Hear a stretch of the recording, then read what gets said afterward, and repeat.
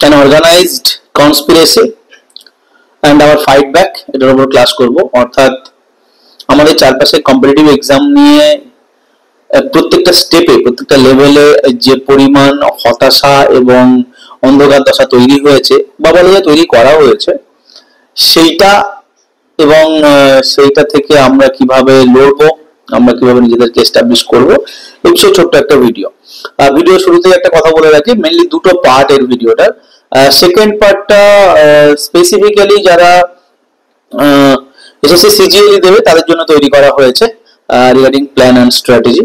তো যারা এসএসসি সিজিএলই পরীক্ষা দিচ্ছ না বা সেই পথে নেই, তারা এই পোর্শনটা বা শেষের সেকেন্ড পোর্শনটা না দেখলেও চলবে, তাদের জন্য খুব একটা ইয়ে হবে না, ঠিক আছে, আমি নাই বলবো। তো এখন চলো জিনিসটা ছোট করে বলি, খুব বেশি এটার মধ্যে আলাদা করে তোমাদেরকে বোঝানোর এইটুকুই আছে, বাকিটা তোমরা নিজেরা বুঝতে পারছো, বড় হয়ে গেছো। সেটা হচ্ছে যে দেখো, throughout competition, open competition in India, এইটা প্রত্যেকটা স্টেপে আমাদের কেমন করে ডিস্ট্রয় করা হচ্ছে এবং এর মধ্যে গিয়ে বেসিক্যালি কি জিনিস নষ্ট হচ্ছে। ফার্স্ট, আমি যদি আমাদের চিরাচরিত পশ্চিমবঙ্গের বঙ্গবাসী ছেলেমেয়েদের কথা ভাবি, তাদের টিচার হওয়ার যে ড্রিম, সেটা নষ্ট করা হয়ে গেছে। অর্থাৎ school service, high school, primary school, নানা রকম কেস, পরীক্ষা হয় না, রিক্রুটমেন্ট হয় না। ইভেন কলেজ সার্ভিস, তার রিসেন্ট যে এক্সাম, নেট এক্সাম, সেগুলোর অবস্থা তোমরা সকলেই জানো। আসি এন্ট্রান্স লেভেলের এক্সাম, সেখানে অল ইন্ডিয়া বেসিসে এন্ট্রান্স এক্সামের কোশ্চেন পেপার লিকের গল্পটাও বা ঘটনাটাও আমরা এখন চাক্ষুষ করছি। তো সমস্ত স্টেপে এই জিনিসটা ঘটছে।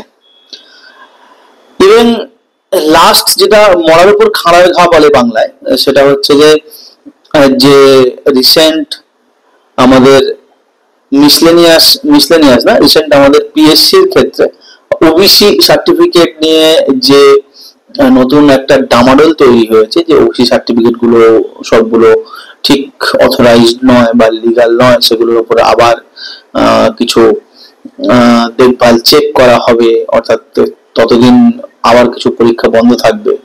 তো এই অবস্থাটা করে যে অরাজকতা বা ডামাডোল তৈরি করা হয়েছে, সেটা আমাদেরকে সম্পূর্ণ গাড্ডায় গভীর অন্ধকারে ফেলে দিয়েছে।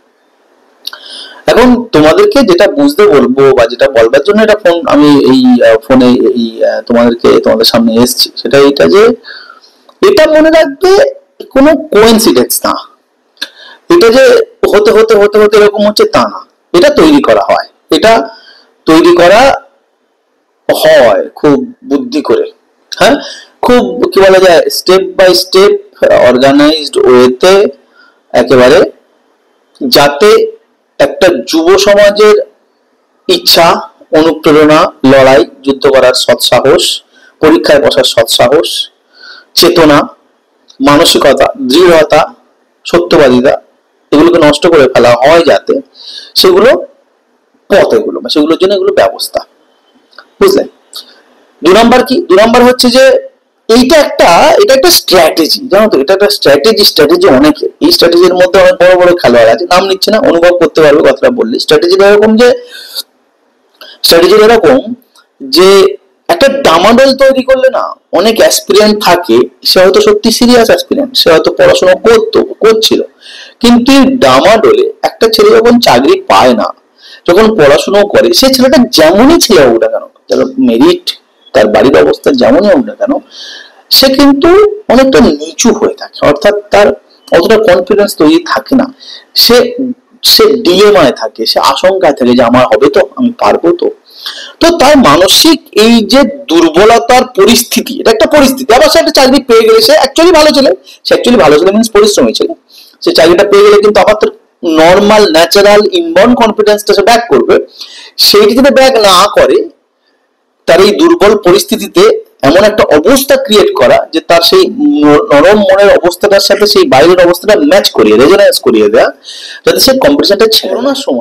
করোনার সময় এরকম প্রচুর বিদ্যার্থী বা অ্যাসপিরেন্ট মেন কম্পিটিশনের স্ট্রিম থেকে বেরিয়ে গেছিল, শুধু এই জন্য বয়স পেরিয়ে গেছিল বা একেবারে 30-35-38 কোটায় বা গোড়ায় তারা ছিল, বয়সটা শেষ হয়ে গেছে, এইটা কারণ না। মেন কারণ যেটা হচ্ছে যে দোষ আর কি হবে, শব্দ নষ্ট হয়ে গেল, শব্দ শেষ হয়ে গেল। এই জিনিসটার মধ্যে দিয়ে, করোনাটা অবশ্যই কারোর হাতে নয়, আমি করোনার জন্য কাউকে দোষ দিচ্ছি না, তো এইটার মধ্যে দিয়ে একটা বড় সংখ্যক অ্যাসপিরেন্ট এলিমিনেট হয়, এলিমিনেট করে দেওয়া হয়। এটা কিন্তু একটা স্ট্র্যাটেজি। কারা করতে পারে, কোন কোন বিগ প্লেয়ার্স মেবি দেয়ার, এটা আন্দাজ করে নাও, আমি আর নাম বলছি না, যাতে কম্পিটিশনটা কমে যায়। তো পরিস্থিতিটা এরকম, পরিস্থিতিটা এতটাই ঘোরালো, এতটাই জটিল, এতটাই অন্ধকারপূর্ণ যে যেন আমরা সম্পূর্ণভাবে হতাশ হয়ে যাই, আমরা সবকিছু ছেড়ে দিই, আমরা সাহস হারিয়ে ফেলি, এবং আমরা কোথাও ডিপ্রেশনে চলে যাই, কোথাও সুইসাইড করে ফেলি, কোথাও ফ্রাস্ট্রেটেড হই। এইরকম মানসিকতার দ্বারা আমরা চালিত হয়ে যাই, এটাই যেন একটা পরিণতি। আমার ভিডিওর আসল বা আজকের প্রধান উদ্দেশ্য এটা যে এই পরিণতিতে আমরা নিজেদেরকে নিয়ে যাব না। আমাদেরকে বুঝতে হবে যে এর থেকে আমরা কিভাবে বেরোবো, আমাদের কোথায় কোথায় বাইরে অপরচুনিটি রয়েছে যেখানে আমরা স্ট্রাগল করব, যেখানে আমরা নিজেদেরকে দাঁড় করাতে পারবো। ক্লিয়ার? একটা কথা তোমাদেরকে বলি, সরকারি চাকরি কিন্তু সবসময় এরকম স্কেয়ার্স, বিরল, সেই জন্যই সরকারি চাকরির প্রতি আমাদের এত ক্রেজ। সরকারি যারা চাকরি সমাজের অধিকাংশ লোক পায় না, তারা সরকারি চাকরি পাওয়া মানুষদের প্রতি এত বিদ্বেষ পোষণ করে। তোমরা যদি কেউ অবসরে কখনো শঙ্করের লেখা জন অরণ্য নামক উপন্যাসটা পড়ে থাকো, তো সেখানটাতে দেখবে ঠিক কত বছর আগে, অলমোস্ট আমার মনে হয় 50-52-60 বছর আগে তো লেখাই হবে হয়তো, অতদিন আগেও সরকারি চাকরি সম্বন্ধে কি অবস্থা ছিল দেশের খুব ভালোভাবে ডিসক্রাইবড রয়েছে সেখানটা। এবার পড়ে নিও সময় পেলে। এখন আসবো আসল কথা, সেটা হচ্ছে দেখো, আমাদের বেশ কিছু দরজা বন্ধ হয়ে গেছে, যেগুলো শুরুতে বললাম, কিছু কিছু দরজা এখনো খোলা রয়েছে, এবং যে দরজাগুলো খোলা রয়েছে তার মধ্যে প্রথমেই আছে সেন্ট্রাল গভর্নমেন্টের চাকরিগুলো। সুতরাং তোমরা সকলে সেন্ট্রাল গভর্নমেন্টের চাকরিগুলোতে ফর্ম ফিল আপ করো, যে কোনো ছোট বড় পোস্টে চাকরিগুলোতে ফর্ম ফিল আপ করো।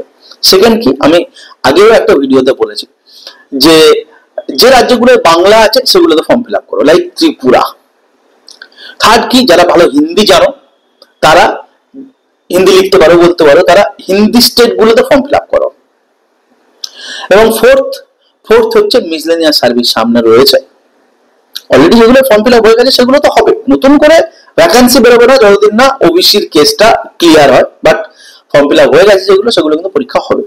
সেক্ষেত্রে মিসলেনিয়াস একটা খুব বড় অপরচুনিটি, খুব বড় অপরচুনিটি, যেটার মধ্যে দিয়ে কিন্তু আমরা একটা সফল জায়গায় পৌঁছতে পারি।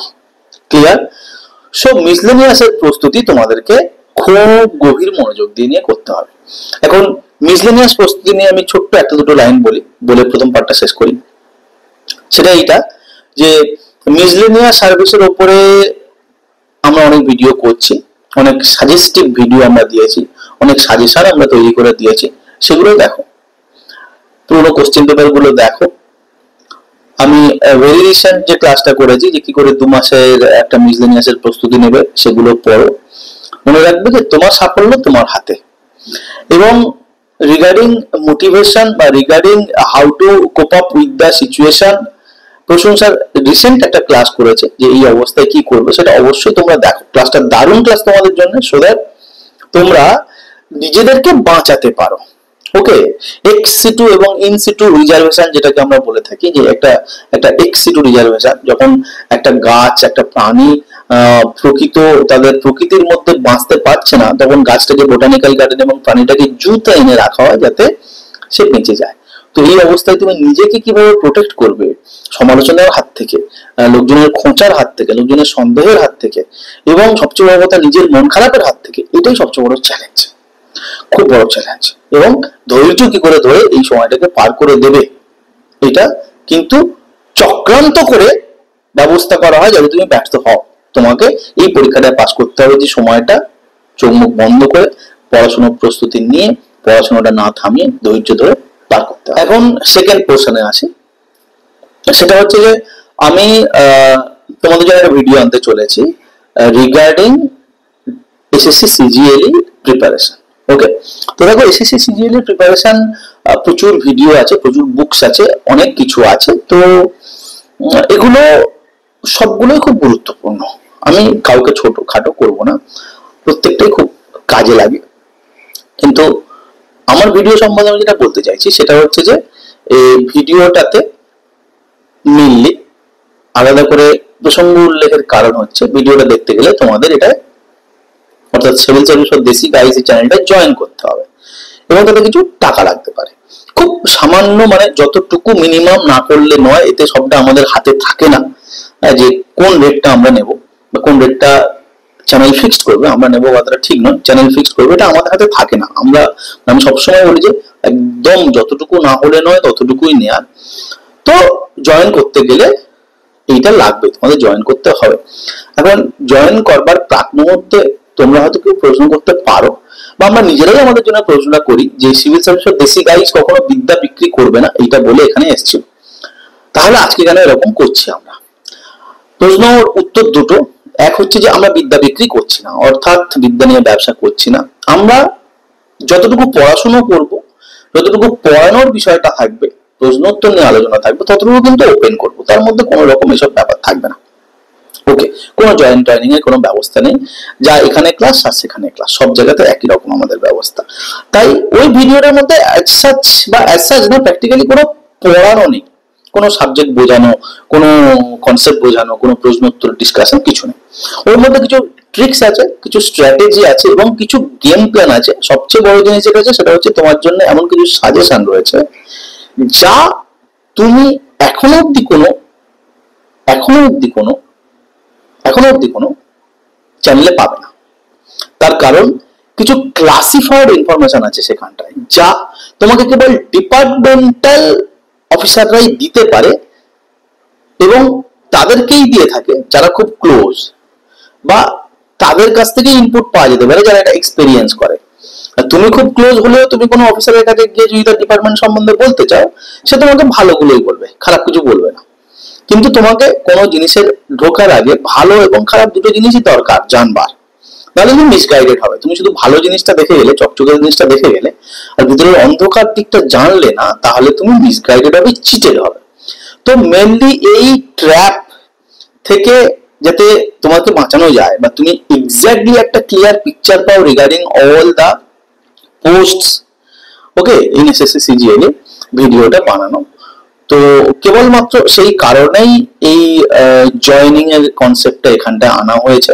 তবে একটা কথা বলি, সিজিএল এর ফর্ম ফিল আপের পিরিয়ড টুকুর জন্যই কেবলমাত্র এই ব্যবস্থা করা, অর্থাৎ আমরা জুলাই মাসের শেষাশেষি বা আগস্ট মাস থেকে এটা কিন্তু কোনো রকম কিছুই জয়েন করতে হবে না। নর্মাল একজন আউটসাইডার হিসেবে যেরকম ভিডিও দেখে তেমনি যে কেউ ভিডিওটা দেখতে পারে, তার জন্য কিচ্ছু আলাদা করে লাগবে না। ওকে, শুধু এই কটা দিন তাদের জন্য যারা প্র্যাকটিক্যালি সিনসিয়ারলি এসএসসি সিজিএল এর প্রিপারেশন নিচ্ছে বা প্রিপারেশন দিতে চায় বা এক্সাম দিতে চলেছে তাদের জন্য। Okay, so to be frank and honest, যে জিনিসটা বা যে জয়েনিং এর ব্যবস্থাটা করা হয়েছে সেটা এরকম নয় যে তার মধ্যে দিয়ে আমরা কিছু বিদ্যা বিক্রি করছি। ওই জায়গাটায় আমরা একই রকম আছি, সোজা এবং সাপটা। আমাদের চ্যানেল অর্থাৎ সিভিল সার্ভিস দেশি গাইড সবসময় গ্রাম বাংলার দূরে থাকা, পড়ে থাকা, খুব অর্থনৈতিকভাবে স্বাবলম্বী নয় যারা, সাংসারিকভাবে যারা জটিলতার মধ্যে আটকে গিয়েছে তাদের পাশে রয়েছে, তাদের জন্য রয়েছে। আমরা সবসময় তোমাদের জন্যই থাকবো। আমার গরিব গ্রামের ভাই বোনেরা, তোমাদের প্রস্তুতিতে অর্থ এবং দূরত্ব যাতে কোনো বাধা না হতে পারে তার জন্য আমরা সবসময় তোমাদের সাথে আছি।